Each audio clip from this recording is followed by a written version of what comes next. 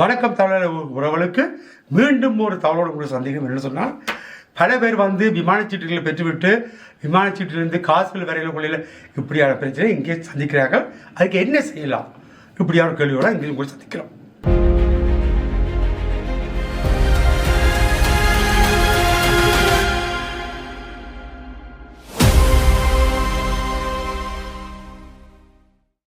இப்போ நீங்கள் டிக்கெட்டில் இப்போ பெற்றிருந்தால் அதில் என்ன வழியில் அந்த காசில் திரும்பி பெறலாம், என்ன செய்தால் இதில் நன்மை இருக்குது, இதில் ரைஸ் தெரிஞ்சிடா நன்மையா, இப்படி தான் இங்கே காப்பாற்ற போகிறோம்.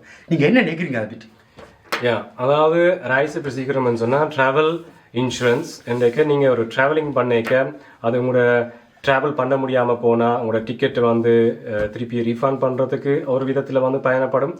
அதே நேரத்தில் நீங்கள் போகும் இடத்துக்கு உங்களோட லக்கேஜ் போகிற வழியில் மிஸ் ஆனாவோ, இல்லாட்டிக்கு நீங்கள் இறங்குற இடத்துல மிஸ் ஆனாவோ, களவு போனாலோ, இல்லாட்டிக்கு ட்ராவலிங் பண்ணேக்கு அது டேமேஜ் ஆனாலோ, என்ன சில நேரங்கள் நீங்களே பார்த்துருப்பீங்க, சூகேஸுகளை அவங்க ஏற்றும் பொழுதே எரிஞ்சு ஏற்றுவாங்க.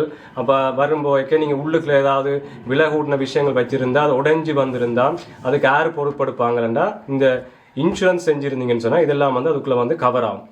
மற்றது இன்னொரு முக்கியமான விடயம் என்னன்னு சொன்னால், இப்போ இந்த போர்க்காலத்தில் இந்த விஷயம் இப்போ மேலதிகமாக எல்லாரும் இந்த டிக்கெட் கேன்சலிங் ரிஃபண்டிங் இந்த டாபிக் ரொம்ப ஹொட்டாக இருக்கிறது. ஆனால் இந்த டைம் மட்டுமல்ல, உங்களுக்கு ஒரு வருத்தமாக நீங்கள் ட்ராவலிங் பண்ண முடியாமல் போனாலோ, இல்லாட்டிக்கு உலகத்தில் கிளைமேட்டில் மாறிக்கொண்டிருக்கிறது. இப்போ கேள்விப்பட்டிருப்பீங்க, போன வருடம் துபாயில் மழை பெய்ந்து அது ஓவர்ஃப்ளோட் ஆனது, ஸ்ரீலங்காவில் மழை பெய்ந்து ஓவர்ஃப்ளோட் ஆனது. அதே நேரத்தில் கனவிதமான பிரச்சனைகள், அமெரிக்காவில் சூறாவளி வந்தது.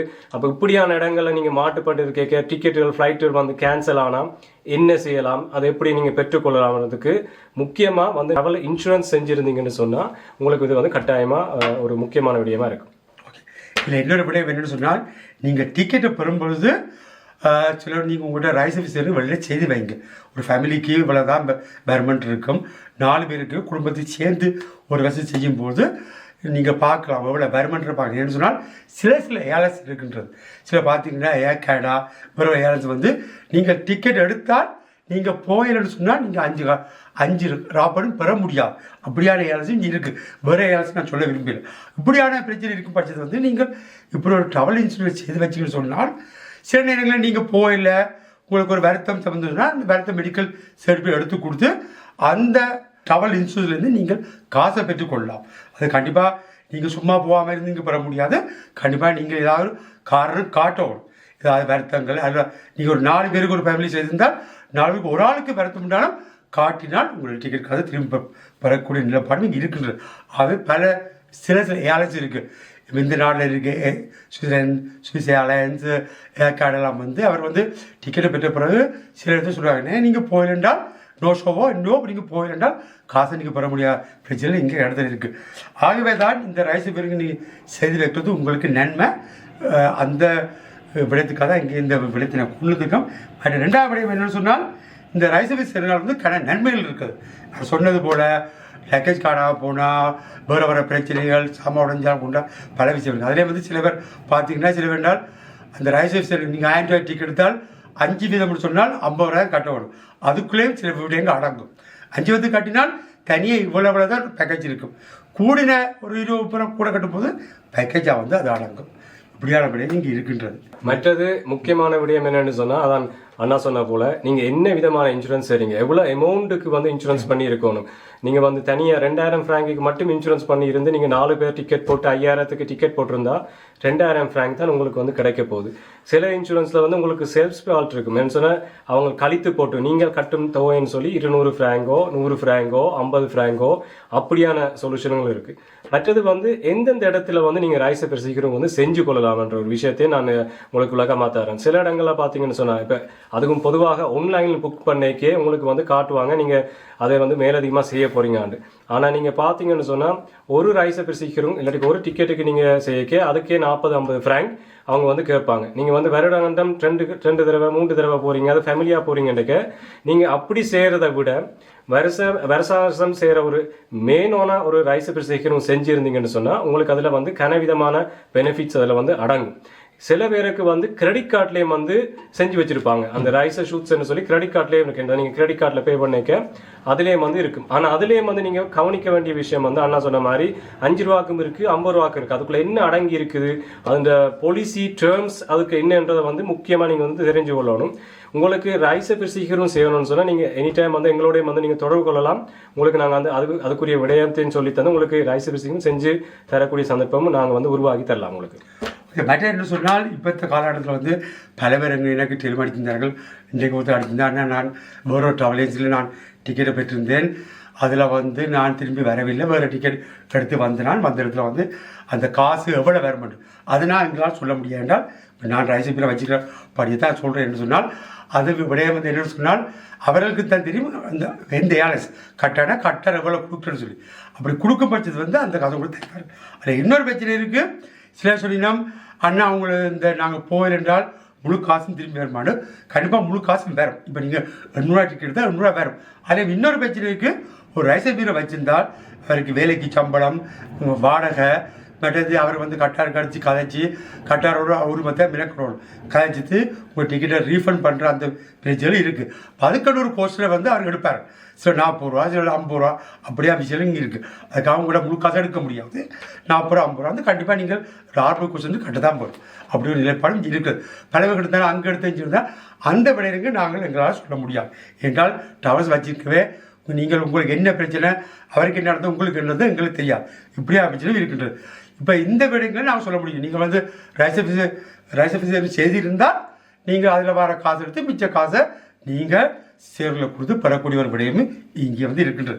விடயம் இருக்கின்றா அண்ணா ஃப்ளைட் விமானம் ஓடுகிறதா கொண்டாடுற கேள்வியும் இங்கே இருக்கின்றது. தயவுசெய்து புரிஞ்சு கொள்ளுங்க. என்னென்னு சொன்னால் விமானங்கள் இப்போ சில நீங்கள் டிக்கெட் எடுத்திருந்தால் அவர்கள் சில ரூட்டில் மாற்றி கொடுக்குறாங்க. அதை விட இன்னொரு பிரச்சனை நீங்கள் இப்பொழுதுக்கு டிக்கெட்டை எடுத்து பிரச்சனைப்படாதீங்கன்னு சொன்னால் இன்றைக்கு எடுக்கிற டிக்கெட் நாளண்டே போகிறது கேன்சல் ஆகுறது. அது நீங்கள் விலகிக் கொள்ளணும். பிறகு நீங்கள் அந்த டிக்கெட்டை மாற்றும்போது அடுத்த போகிறதும் கேன்சல். சில வேளை இங்கேருந்து போகிறதுக்கு உங்களுக்கு சில வேளை அவர்கள் துருக்கி ஏர்லைன்ஸ் இந்தியா அதெல்லாம் கொடுக்குறார்கள். சில வேளை அந்த ஏர்லைன்ஸ் வந்து நீங்கள் போச்சிருக்கணும் வர நேரங்களில் பிரச்சனை வரைக்கும் திருப்பி நீங்கள் ஏர்லைன்ஸோட கை கொண்டு படிஞ்சு இருக்குது. ஆகவே இப்போத்த சிச்சுவேஷன் போகிறது என்ன போகலாமா போகலாமா இதை பற்றி நீங்கள் என்ன நினைக்கிறீங்க?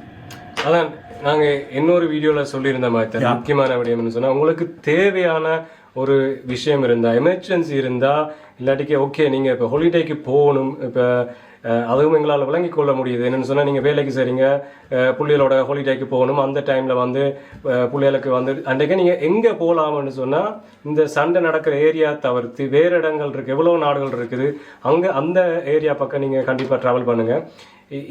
இந்த போர் நடக்கிற ஏரியாவை நீங்கள் தவிர்த்து கொள்ளுங்க. ஏன்னு சொன்னால் அந்த நேரத்தில் நாளைக்கு என்ன நடக்குது இன்றைக்கு என்ன நடக்குது நாளன்றைக்கு நடக்க போகணும் ஒருத்தருக்கும் தெரியாது.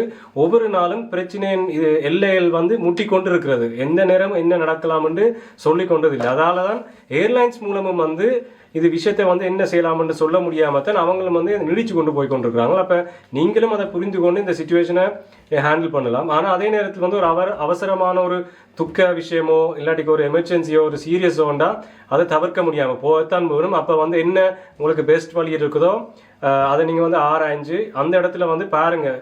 அதுலேயும் வந்து நீங்கள் காசுகளை மிச்சம் பிடிக்கிறேன்னு சொல்லி ஆன்லைனில் போட்டிங்கன்னு சொன்னால் ஆன்லைனில் நீங்கள் பிறகு வந்து அந்த கஸ்டமர் சர்வீஸை தொடர்பு கொள்றதோ இல்லாட்டிக்கு உங்களுக்கு அவங்ககிட்ட இருந்து மெயில் வரதோ அதுவும் கஷ்டம். அப்போ உங்களுக்கு தெரிந்த ஒரு ட்ராவல் ஏஜென்சி மூலம் நீங்கள் புக் பண்ணிவிட்டு அவங்க எக்ஸ்ட்ரா வேறு ஏதாவது பேமெண்ட் வாங்கினாங்கன்னா அதை நீங்கள் புரிஞ்சுக்கொள்ளுங்க. ஆனந்தன் சொன்ன மாதிரி இது லேசுப்பட்ட வேலை இல்லை, அது வேலைப்பாடும் இருக்குது. ஏன்னு சொன்னால் திடீரென்று ஒரு டிக்கெட் கேன்சல் ஆனால் உங்களுக்கு அவங்க பொறுப்படுத்தி அதில் ஒழுங்குபடுத்தி தரது இதெல்லாம் வேலைப்பாடு. என்ன சொன்னால் அவங்களுக்கு வந்து வேற ஒருத்தரும் காசு கொடுக்குறாங்களே இந்த டிக்கெட் விற்பனையில் தான் அவருக்கு வந்து காசு வருகிறது.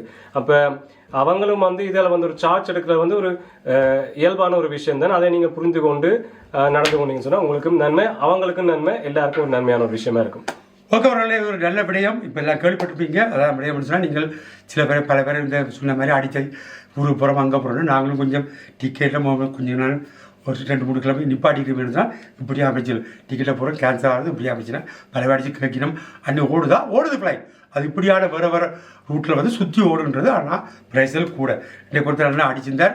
வாரம் ஏப்ரல் மாதம் 10ஆம் தேதி போகிறால் கட்டாயிரம் வேறு எல்லாம் போட்டிருக்கு வேறு ரூட்டாக பண்ணால் 1000க்கு மேலே நிற்கின்றது. உங்களுக்கு வழங்கிக்கொள்ளும். நீ சொன்னது போல் உங்களுக்கு முக்கிய விடயம் மட்டுமா இருந்தால் அப்படியே டிக்கெட் பெற்றுக்கொள்ளுங்கள். அதுவும் நீங்கள் யோசிக்கப்படும் ஒரு இடத்துல எது பிரச்சனை திரும்பி வரைக்கும் அடுத்த பிரச்சனையும் வரும். அவர்களை சிந்தித்து செய்யப்படுங்க. அது மட்டும் இல்லை, இப்படியான டிக்கெட்டை போடுதா இல்லையான்றதை வெயிட் பண்ணி செய்யுங்க, யோசிச்சு செய்யுங்க. எதுக்கும் நீங்கள் ரைஸ் விஷயங்களை செய்து வைங்க.